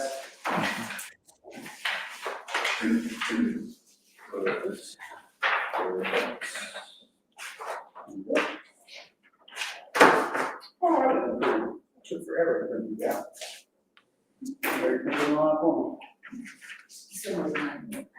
No, I know, but you need an email. All right, so, letter E, the 24-25 junior high, senior high handbook revisions and approval. Yes, sir. I asked for Mr. Snyder to put this on the agenda tonight so that we do a printed version of the secondary handbook, and to get that back in time for school, Yes, sir. I need to have this approved. So Okay, that's why it's on the agenda. And so I'm gonna move through this. If you have any questions, just stop me. perfect. Amy, did you get this? Did Mr. Snyder send these to you? Yes, sir. I've been through them all. Okay, perfect. All right, so the first page is basically page 4. That's the first change, and it's just my welcome statement. And you can read through that. If you dislike anything, you can let me know.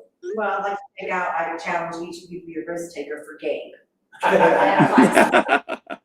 But not Gabe. Chop suey. Okay. That was a Oh, wait, I need No, Okay, the second page on your sheet or your packet is page 6, and on that, the regular bell schedule, I did change that. I took out the afternoon period where we had what was it, advisory period. Because I felt like just observing that, a lot of kids were just going and jacking around for 20 minutes and doing nothing. And not even going to their advisory. Yes, yeah, Yes. so I linked the nutrition break just a little bit in the morning, and I extended the lunch just about 4 minutes. And then I added 2 periods to each class, or 2 minutes to each class period. And so we'll have a regular 1 through 7 schedule, and nutrition break in the morning, and then lunch. Cool. Very nice. The calendar is just the calendar, that's the calendar that you guys approved, and that's just in addition to I took the old map, put the new one in. On the next page, which would be page 8, or at the bottom it shows 8, I added assistant principal because that was not on there. Who will help you? I completely rewrote the attendance on 13 through 18, front and back, so there's a lot to it. I had written this previously at another school, and so it was not hard, and it worked. I felt like there, so I wanted to bring that here. And so essentially, everything on the first 6 pages is state law, but where the meat of this thing is where it's on page 17, where it says additional attendance guidelines. Students must not be absent from any class more than 10% of the days, 90% attendance per semester, or they risk losing credit in the class. After the 5th absence, the student will be advised he will be attending Friday school, and we'll find out here in a minute what adding Friday school to. It can also be used for discipline. For an assigned number of days to make up for absences, Friday school attendance will make up 1 day of absence. 8 absences count toward the 10% as noted below will result in loss of credit if not made up. So students have an opportunity to make it up. You can be gone if you want to be gone, but you're going to be coming Friday school to make it up. So when you say after 5th absence, That's just essentially they haven't made it to the 8 yet, but let's say that it's toward the end of the semester and they're on 5. They're fixing to go 6, 7, and 8, and there's not going to be an opportunity for to those up. So once they hit 5, we're starting to talk to them and their parents about needing to start coming in. yes, sir. And these are excused absences as well? Well, the next part will define it. Oh, I understand, sorry. So absences that will not count toward your 10%. Okay. In other words, if you have one of these absences, you don't have to make it up. MA activities, 4-H activities, that wasn't on there previous, last year, it wasn't excused. My personal opinion should be, it's just like. So like the fair coming up, Yes. that's gonna be the same week as the first week of school. Yes. So, And Illness of the that dog. happens every year. okay. Illness, appointment of the child, if the student is the primary caregiver, in other words, if the student has a child, in fact, that child is not. Quarantine or sent home by a school nurse, medical appointments with proper documentation, funeral of a family member, appearance in court with proper documentation, and then for seniors, it would be 2 college visits. So what kind of proper documentation for medical appointments? Doctor's note, just like a referral note or something like that? Okay. And then a court, they'll need a court document to bring back something. Yes. in court. And then if they go to college, visit, they'll have from the college. Someone signing and stating they're there. And then absences that do not count toward the 10%. These absences can become excessive. Students who reach 5 will meet with the attendance council. Students who reach 8, and I will have a committee and council of teachers. Students who reach 8 will risk losing credit. Illness with a parent note. So if they're sickness and a parent sends a note, that's fine. That's going to count toward that 8. They're going to possibly have to make that up because we get a lot. You know this as well. Shoot, I'm sick sometimes. You still go. Right. Well, I mean, even that, I mean, there's a lot of cases where parents are not always Signing their own. Yeah. Yeah, and parents will write notes. Yes, they will. Yeah, So work with the parent note, family business with the parent note, out of town with the parent note, or hunting with the parent note. So any of those is fine, but we're gonna have to make it up if they go over 8. And that's quite a bit for a semester, I think. All right, so consequences when the student did 5 absent or he shield arts and in Friday school for other academic disciplinary reasons. And if a student does not show up for the assigned Friday school, student will be placed on ISS for 2 school days. All right, and then it goes on down to other attendance matters. So we're gonna take those absences into consideration. We're looking at you taking IPV classes. If you have a history of absences, you probably don't need to be in a college class. So we're probably gonna say, no, you're not gonna get into those classes. And this is basically the students to read through. Attendance will be a factor in determining place as a student aide. We're gonna have aides this year. Attendance will be a factor in determining continuance of student work study.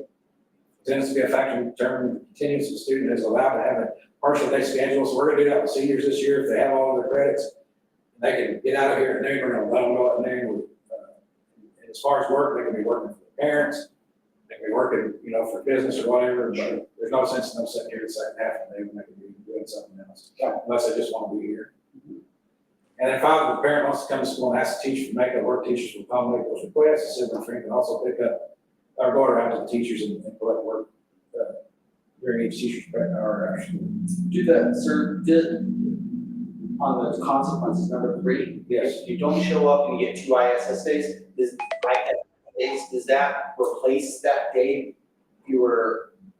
No, it would still count toward the, it'd be, So because you can make up by going to a Friday school. right, so if they don't go to Friday school, they haven't made it up. So the ISS does not count. Gotcha. So they'll need to show up if they want. And then the rest of this is general policy that was already in there. If he, she is absent for, after a game and it's unexcused and they don't get to participate in the next activity, that's just old stuff. If you turn over to 22, I had one, that was the only question. Sorry. No, that's okay. I just, on my copy, I marked. So if a student misses a Monday yes, or a Tuesday, the next day's practice, it counts as an activity? yes. Okay. I didn't know if the game was the activity. So if they played on Monday and then they didn't come to school on Tuesday, they're not supposed to practice on Wednesday, if it's unexcused. Right.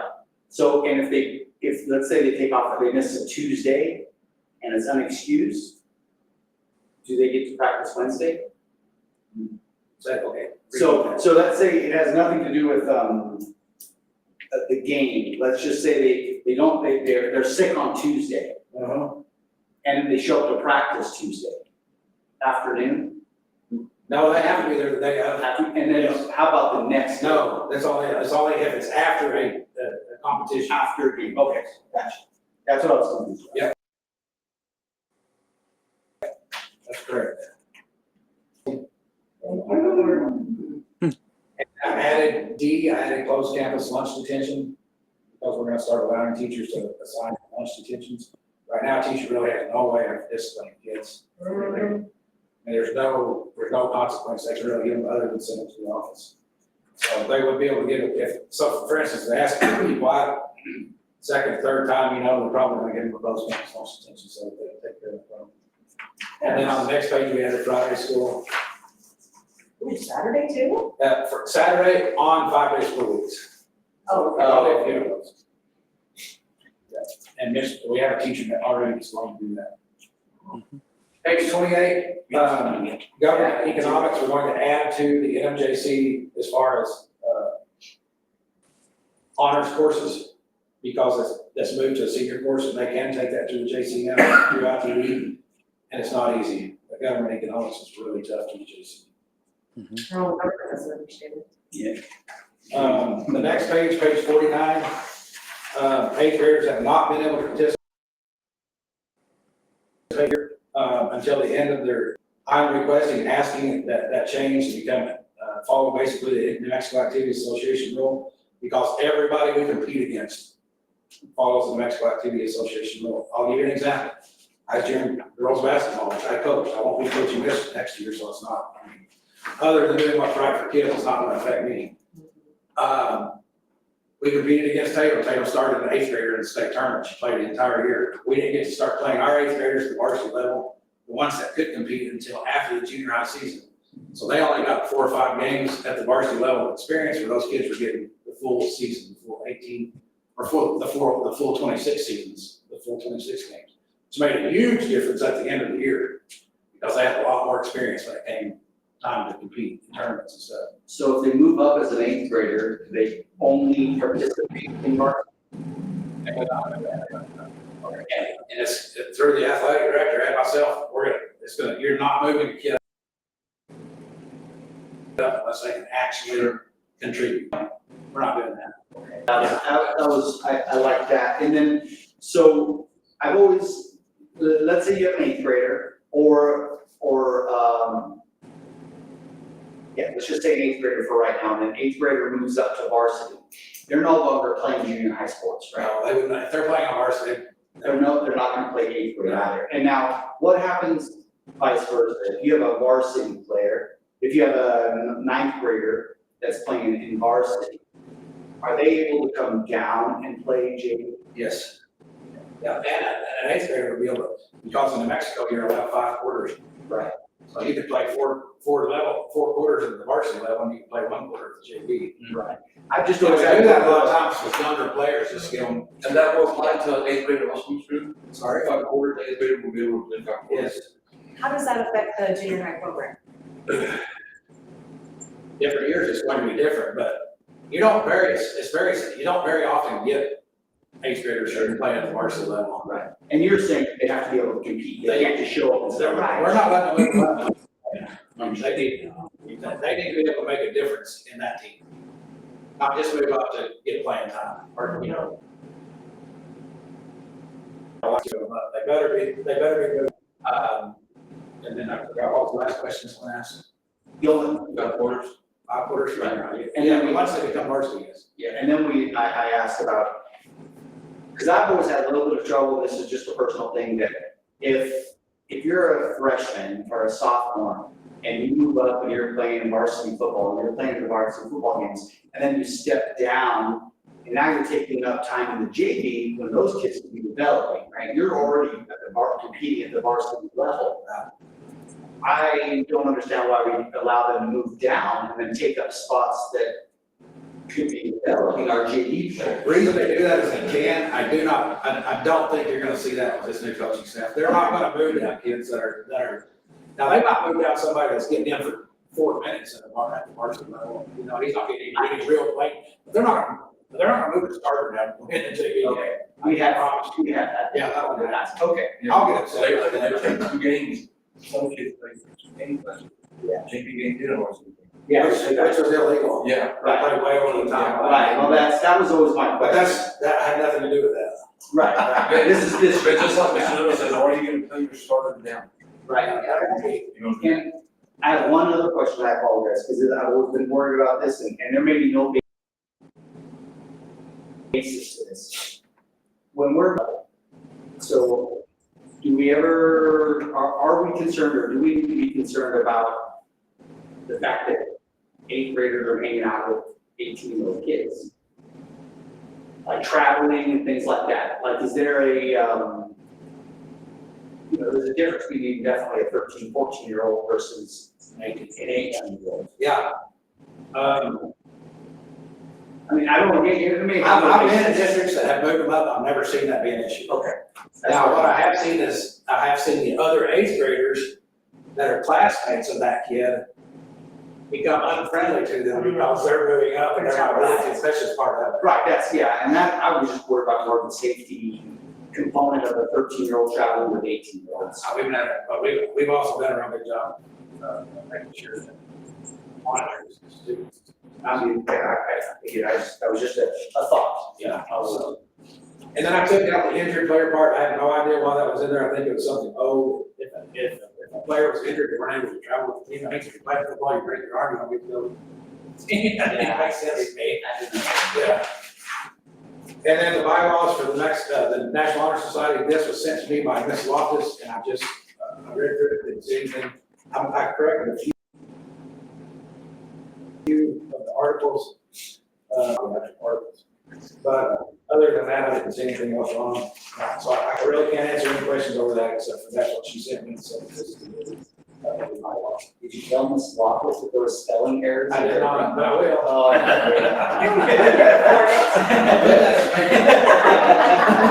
That's my first battle on there.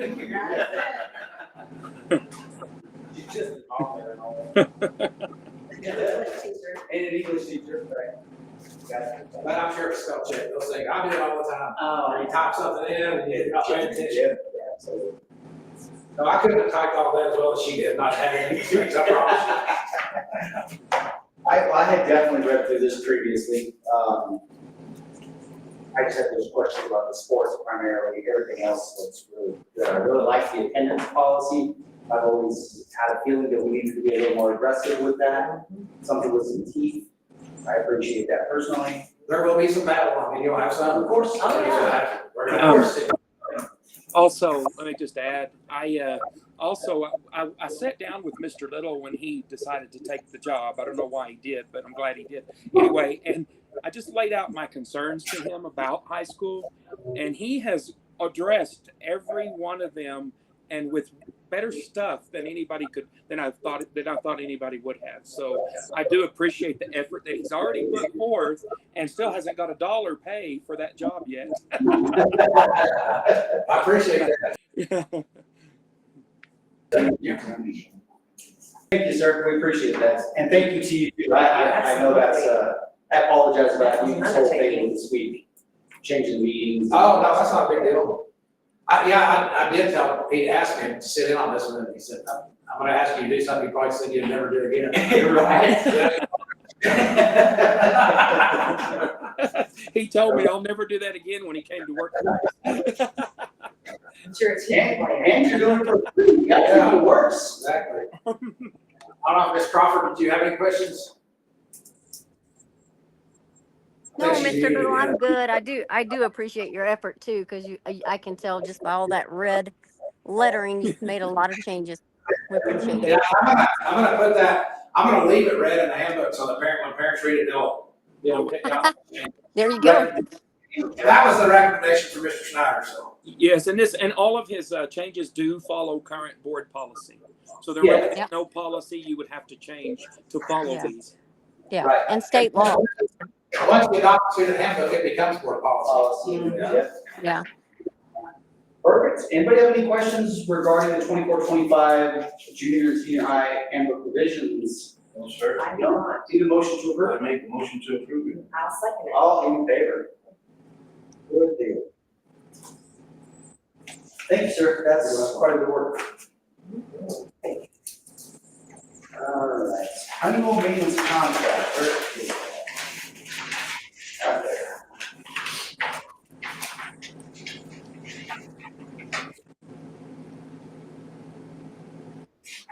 So, annual maintenance, looks like a total fee of $311, no? 311, yes, $311,012.67. yes. So what is on page 3 of 5? Yes. Yes. It's a different amount. Yes, so it's went up because on page 4 and 5, you can see all of the facilities they have added to it. On page 4 and 5, they've added a whole lot of things to it. Do you have it set up where they own it, like if something goes out, they pay for replacement, or do you have to Yes. replace it? They replace it all. They're here about every day. Their maintenance part is 10 times better than their control equipment, but we are making gains with their control equipment. We had, that's why with Northcon, we had to have that conversation with their leadership, because we weren't gonna approve their contract, we were gonna extend it. Honeywell or Honeywell, yeah, so they sent their CEO and all their regional leaders here, and we just said, simply, look, why are we gonna renew it, it's not working. And they assured us, and then literally they got on it. Yeah, thanks, Justin. Yeah, they got on it pretty fast. So. Okay, so then the correct amount is the $312.67, and this is a 1-year contract, sir? Yes, we only do 1 year at a time with them. Right, okay. And then that's June 1st to June 30th. yeah, so it follows the school year.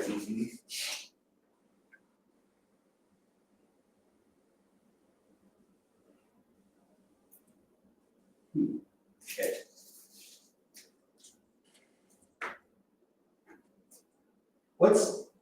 Mr. Snyder, what's that escalation rate? 5.3%. What's that? That's like their adjustment each year to keep up with inflation. Okay.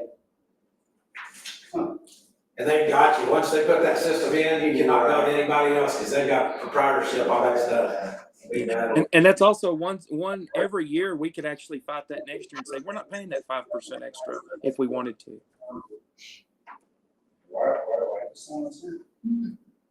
Okay. Anybody have any questions over this, maintenance contract? Mr. Snyder, since our last conversation with them, how much have they improved? They've improved quite a bit. They're still having some problem with the old equipment that we had communicating with the new equipment, but they're getting it done. And I asked them just to do it one little piece at a time. So when they have issues like that, replace it then instead of trying to do it all at once, creating another problem. Right, okay. Yeah. And we still have some issues with the control equipment, but their service is impeccable. So that's the, we're still working with them. All right, thank you. Anybody have any questions? I don't. Need an approval consents for the 24-25 Weewell maintenance contract. I'll make I'll second. All in favor? Good deal. MOU between JPS and Woolworth Trust, that is, here. this is an annual thing also. Well, this is different. So Woolworth, the Woolworth Trust here, has donated, and Mr. Snyder, make sure you correct me if I'm speaking correctly. Okay. We donated the lands, we've done some upgrades out there. This is for our Systems Go program, by the way, I'm just talking like you guys automatically understood. The Systems Go launch site out there is on Woolworth land. We donated that land for use. There's been facility upgrades. Franklin Mountain came in and did a ton of work for us. It's an amazing site. We fenced it in. Yeah, it's fenced in. All of the services are out there. But we have to have a memorandum of understanding between Jowell Public Schools and Woolworth. Woolworth just allowing, saying that the Jowell Public Schools can use this land, has rights to Systems Go. And that right now, that we have provided the updates, right, Mr. Snyder? When I say we, I mean the trust. The trust, yes. And the only way that we can do those is if it's another nonprofit, which Woolworth is. Right. So this is basically a contract between Woolworth, the trust, and the schools, allowing Woolworth is saying, we allow one nonprofit, another nonprofit to do this, and we maintain the upgrades. Sure. Now, this is something that I have to rescind myself from, so the quorum yourself will be you two and Mrs. Crawford, because I can't vote on this, because I'm also in the trust, right? I make a motion that we approve it. I second. Amy? Mrs. Crawford? Yes, ma'am. Yes, sir. Okay. All in You favor? good? All in favor? Yes. Okay. You won't move. Thank you, guys. That's a cool deal out there anyhow. Yes, real good. Food service audit review, this is all. That's all that's seen on it, yes. And the hope is supposed to come in. So Nicole was the one that received this audit review, but what it's basically saying is our procurement needs some adjustment.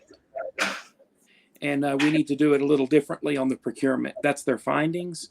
They also had some findings on the amount of things that we're serving. We're not serving enough whole wheat. We're not, and this is the thing. You have a tortilla. This is how weird it is. You have a tortilla that's whole wheat and we serve a regular one. They just won't reimburse us for that day's meal. But you can only do it so many times before you lose your accreditation. You do not want to lose your accreditation, but we want to push it. We may have a finding or two, is what I'm trying to say, trying to make the food a little better. But the problem is you don't want too many findings because you don't want to lose your accreditation to have a cafeteria at the school, if that makes sense. So I guess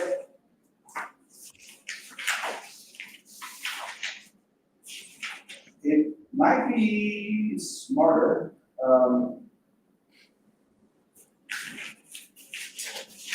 so I guess Mr. Snyder, Mr. Little, I mean, like I said, it's kind of being thrown into the middle of this.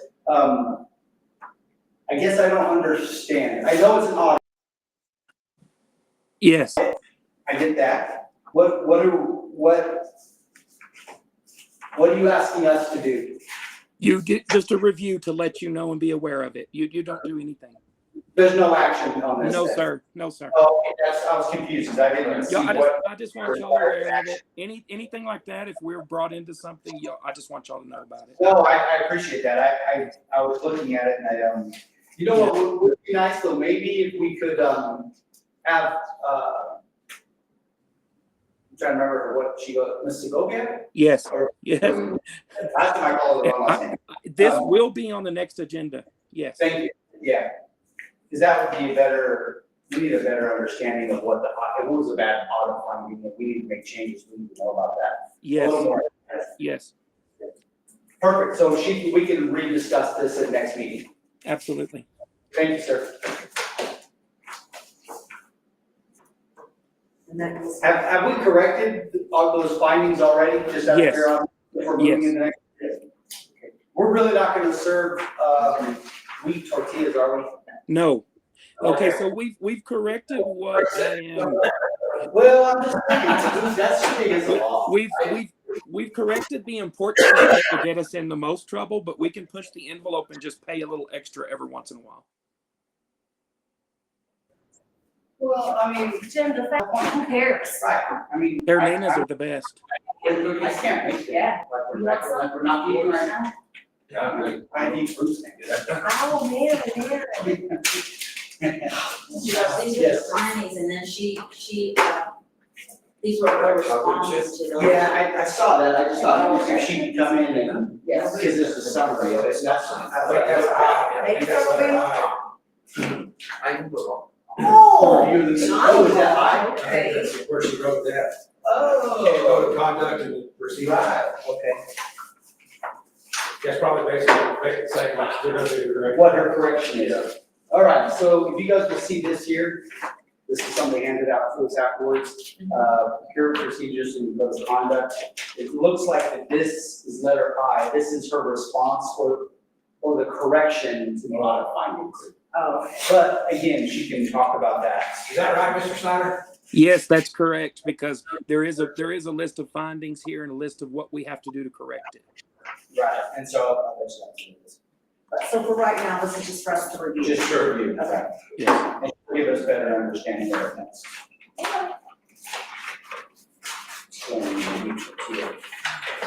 It's still a lot to pay for this.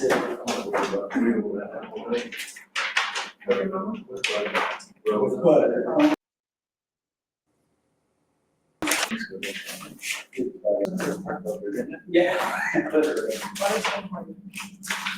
So, item number 8, items for future discussion and consideration. Is there anything that the board would like on the next agenda? Jim, I think we need to address something about the football scene. That kind of Well, hit into the heart of me. right. Like address it to the public? No, like, figure out what we're gonna do, yeah. Okay. So, Mr. Little said that, I said, no, she sent a letter to that company asking for them to come to the next. right, he's gonna basically create a letter representing the board to say, hey, we'd like you to come down here and talk to us, at our next meeting. I know if there's gonna be a batch over this. Yeah, that's I'm gonna gonna with Mr. Snyder tomorrow, and then I'll work with him to get that letter written while he's gone, so we'll get it. Like, be at the next meeting, if they can, or at least they can respond to us and tell us why. But I agree with you, that should be, hopefully they can be on the next agenda. When we get the proposed letter, I'll send it to everybody to look at and approve, or if y'all want to add something to it. Yeah, and I meant to ask this to Lasco and to RJ. When did we find out that those chairs had not been even or processed yet. It was about mid-June. So would they have had that information at the last board meeting? Don't think they would have. Okay. I was about to say, because they didn't mention it, so. But you know, when I heard about it, I wanted them to break the contract with them, which we could. But if we Right. did that, we'd have to order them. So I got another quote from AK Sales through CES, and their quote was around the same thing, a little bit more, but it would have been November before they got in instead of September. And so I Right. thought, well, any other time I'd say cancel them anyway, just because of, but anyway.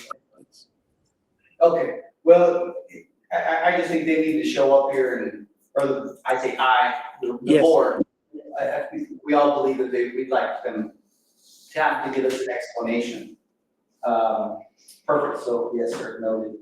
Anything else for next meeting? I don't believe so. Okay. No. Okay, perfect. Principals report, what's taken? Will it be on the 19th? Yes, next meeting could be on the 19th, right, Mr. Schneider? You don't have any? Yes, the next principals report will be at the August meeting. And I also am going to have you guys meet all the new staff. I'm going to have them introduce themselves and what they're going to be doing. And then I'll explain how it's going to fit into our strategic plan. Okay, but August 19th is good for our normal meeting date? Yes.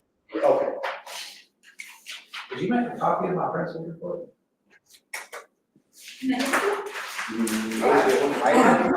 I know.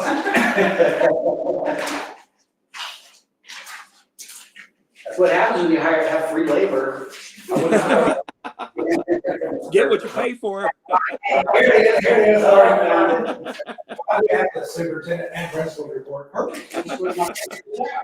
So, Ryan, you want me to read you the superintendent's report, or do you want to get a? Yeah, yes, sir, you can. The only thing I wanted to add is all of the new staff introductions, and I really like doing that each year. In August? Yeah. Okay, so this is what he left in the superintendent's report. Elementary, high school swimming summer workers programs. I can tell you as far as I know, the swimming pool workers are doing an excellent job. And for what I've witnessed, being on campus, the summer workers are also doing an extra job. Is there something you wanted to add to that, Mr. Schneider? No, just that the swimming pool was ran very well this summer. You can tell the pool lady that if you know her, Mr. Little. She's done a fantastic job with it. She's also maintained an order that wasn't there about safety, because safety at the swimming pool is very important, and we've been working on that with the high school kids, so. Yeah. And then the last day swimming will be July the 27th. You guys are doing a mid-year review on Mr. Schneider, August the 12th. Current district projects, I think those are all spoken about. Yes. During the architecture report, and then the paving project, area next to the church, the baseball field, I think he covered that too, didn't he? Yes, he did. All right, as far as, my report, as far as principal goes, I would like to add that we did hire, Mr. Gary Simmons. He currently lives in Ruidosa. He retired the year before last from Whiteface, Texas, where he was there for 14 years. And he coached girls basketball, and like I said, he's coached the year 5 times. He made it to the regional finals once, area finals once, which is tremendous in that area, and it was serious. Like Nazareth plays Clovis, they probably beat Clovis 20 or 30, or 20. That's how good they are. They win the state championship almost every year in Texas. So he's gonna take over for girls coaching? Yes, he's gonna replace me for varsity. And what is his name, Mr. Duke? Gary Simmons. He graduated from here in 1979, I think. Wow. But he gets around really well. Gets around better than me. And then the assistant coach is going to be the current head coach at Fort Hancock. So we have 2 head coaches coming, coach girls basketball. Yeah, I'll be the head coach, the lady will be the assistant coach. With the goal over the next few years, transitioning, they don't like which is fitting. And so we have some consistency in the program. Because those girls had a different coach every year for, I don't know how long. In fact, changed in the middle of the year last year. Right. So that's what we're shooting. Summer programs this summer. Oh, and next year I will have a master schedule for the summer as far as what all the programs are doing. Volleyball, I know they did the junior high school volleyball summer program. I know they did a volleyball tournament here last week. They went to Loving and Kermit on Mondays and Tuesdays. So the volleyball program is busy during the summer trying to get ready for next year. And I believe that's when you get better for the next year as you hit the summer and the off season. And girls basketball, we had 2 camps here in Jal. We had a shooting camp and that ball happened at the end of the year. End of June. Normally we do girls basketball and boys basketball in June, volleyball, football in July because they're starting first. And so, and the varsity girls also participated in the Denver City Team Camp. And the varsity boys or the high school boys had those 2 camps as well, plus they did a team camp here at Jal. Baseball had games in Hobbs, Lovington, and Kermit, correct? I'm not for sure on softball, I haven't talked to any. Yes. They did? Yes. Okay. Cheerleading at summer camp at Texas Tech, back from 7-on-7. They were 3-3, they won 3, lost 3, and they practice every night at 7. If you want to come watch them tonight, it's fine. You know, the previous teams, it was like quarterback, running back only. This is going to be split receivers all over the field, and I mean, it's pretty fun to watch. It's pretty neat to watch, yes. It's that Texas Tech stuff. Yeah, Mr. Schneider even went and watched the other night. That's that cool air raid. Right. Mr. Beverly, I thought they had said something about starting a golf program for kids. Yes, the last update I had on that was, correct me if I'm wrong on this, Mr. Schneider, if you talked to him, there wasn't a lot of interest in the high school. They were gonna look at the younger kids. And Mr. Homer, who's the coach, was getting with some organization to do it, first team, whatever it is. I had a text from him the other night asking him about it, I told you to ask him about it. We found that. You know, and golf is really no different than any of the other sports where it's really nice to have a youth program. Baseball could really benefit from a youth program that has nothing to do with the school. And I think Mr. Renee or Mr. Cervantes was working on that. Are y'all still working on that, Renee? Well, we kind of ended it, Snyder. We didn't really, I don't want to say this. I had some people interested, but then they didn't want to have other people. It was going to be a 5th, 6th, and 7th grade league.